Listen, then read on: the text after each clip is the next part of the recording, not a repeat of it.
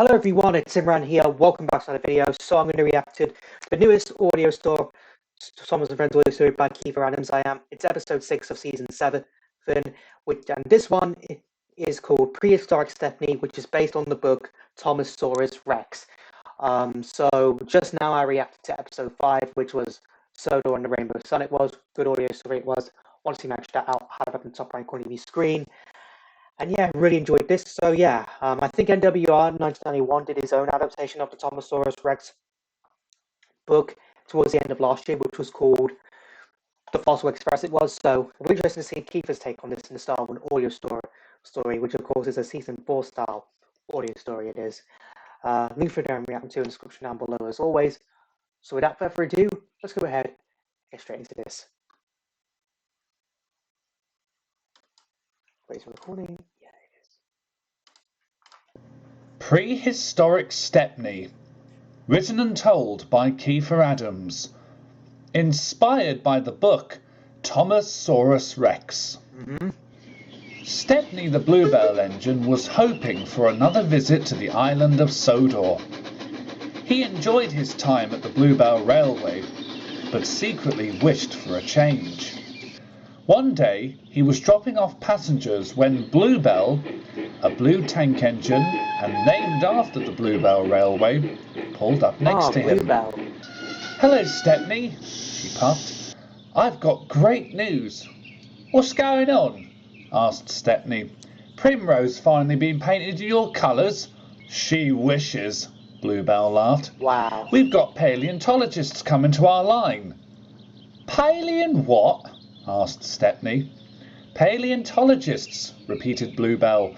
"They're people that dig up the bones and fossils of extinct creatures like dinosaurs." Stepney was impressed.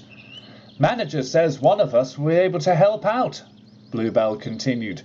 "Better still, we get to help the paleontologists transfer their findings to Sodor." Ooh. "Adams will likely do that," said Stepney. "He always gets the best jobs."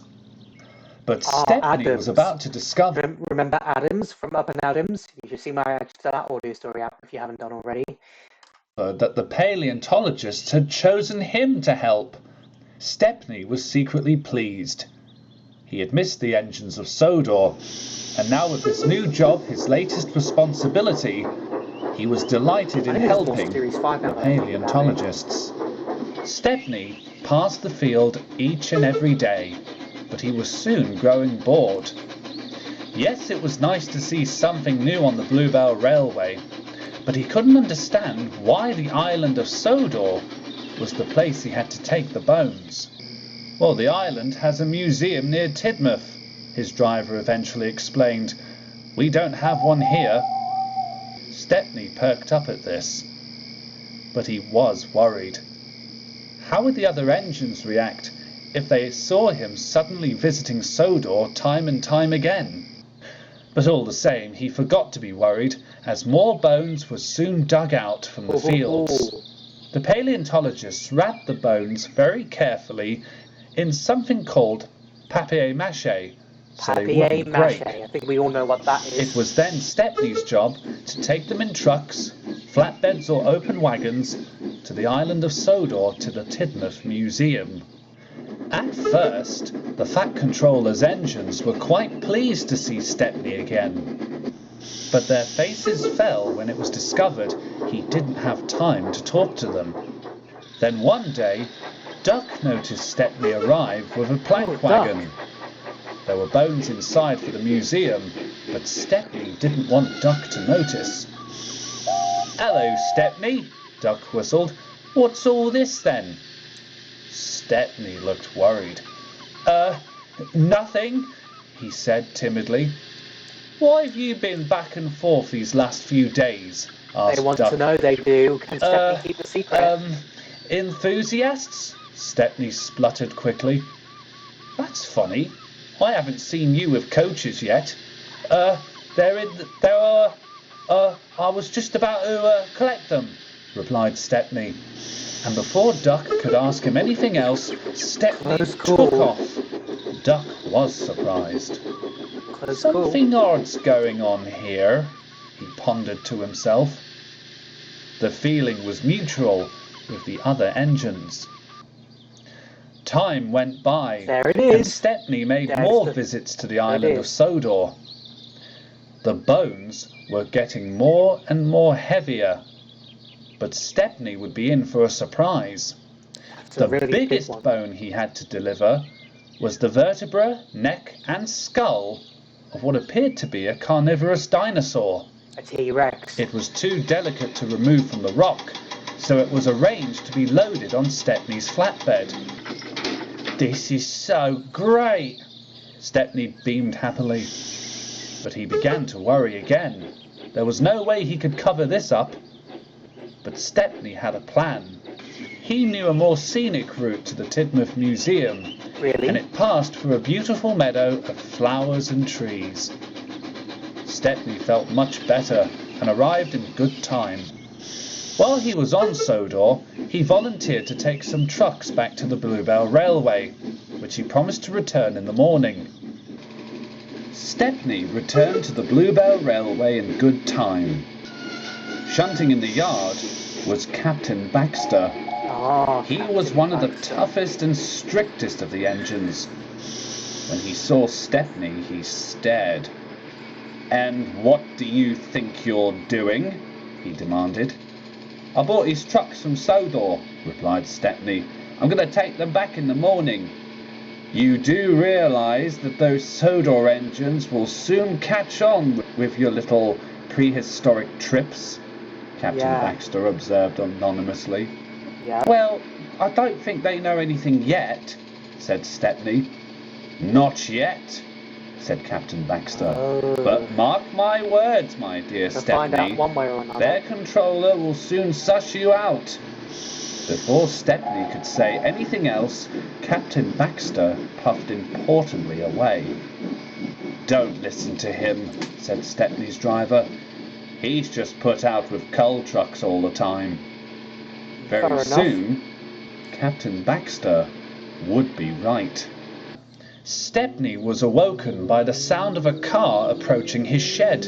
A fat controller. As soon as he saw a flash of blue, Wow. he gulped. "Oh dear," he said. He knew exactly who it was.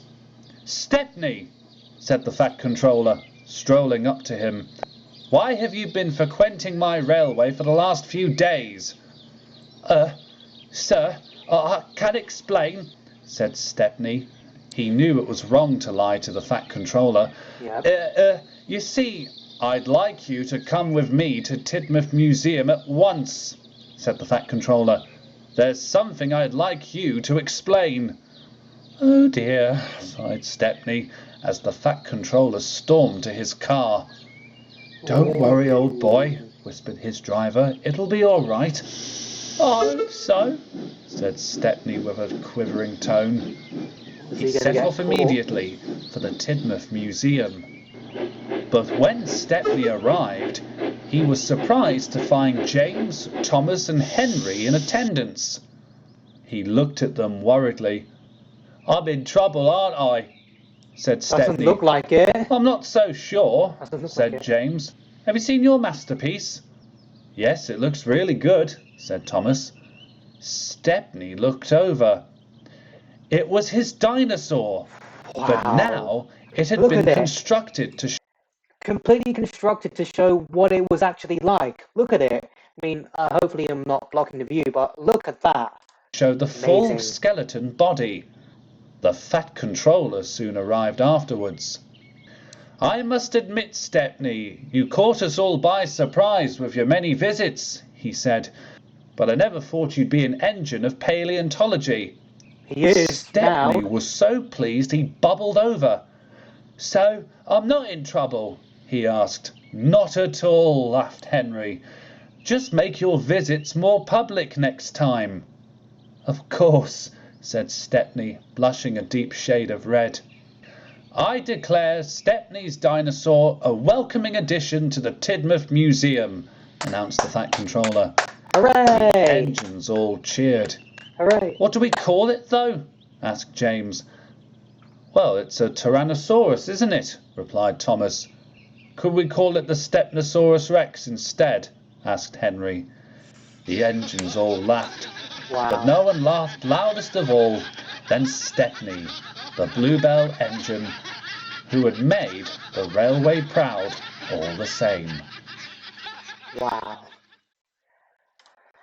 What a great slice of life story. Stepney trying to keep a secret from the Sodor engines, only to be rumbled, but congratulated as a result. That was quite good. I mean, I do prefer NWR 1991's adaptation a bit better, but this is a close second right here. I mean, I like how the engines all got suspicious and how Stepney was determined to keep it a secret, but just couldn't quite keep it a secret. He was rumbled, but everyone was grateful for his creation right there. Well, more amazed they were. So, yeah, all was good. All was good in the end. All was good. Good to see appearances from Captain Baxter and Bluebell right there. I mean, being a archaeologist, I think that's what it's called, to cover remains of the dinosaurs before they were extinct is pretty cool. It is, and yeah, seeing what time was like before as humans came along is always so cool. I mean, we have had I think the other video story I remember, Thomas story I remember that was like this was the Jack in the Pack episode, A Visit from Thomas, but this is kind of like the Railway, the classic series version of it right here. So yeah, I mean, Stepney went all out to keep this a secret, but he was rumbled, but everyone was proud of him. They were so he made the Northwestern Railway really proud. He did. I think out of the two audio stories that are from this weekend, I'm probably more tempted to say that Sodor. You know what? I'm not really sure. I'm not really sure. Both stories were equally good. They were. You know what? I'm going to go with this story. I think Prehistoric Stephanie was the better of the two this weekend because it was focused around Stephanie. It was and centered around dinosaur bones, which I'm pretty sure all of you guys who subscribe to my channel were interested in. You are. So yeah, Prehistoric Stephanie wins this vote for me. But let me know in the comments down below which audio story you think out of the two was better. It was. Looking forward to next week's two audio stories. We may get a proper which looks like Kiefer's version of the TBS adaptation of Tenders for Henry, making it a better adaptation, and a style narrow gauge story called Surprise in the Hills. So looking forward to next week's two audio stories. You do want to see my previous Thomas Jackson's first an audio story of Change Adoption while we wait. I'll have played this up in the top right corner of your screen right now. So I hope you enjoyed this video. If you did, hit that like button for me. Let me know in the comments down below what you thought of this audio story I reacted to. Also know in the comments down below what other videos you want me to react to next. Follow me on Instagram, follow me on TikTok, and links to both of them will be in the description down below. Share this video, subscribe if you're new here, and ring the bell to get notified when I upload new videos in the post community tab. I'll see you all in the next one. Bye!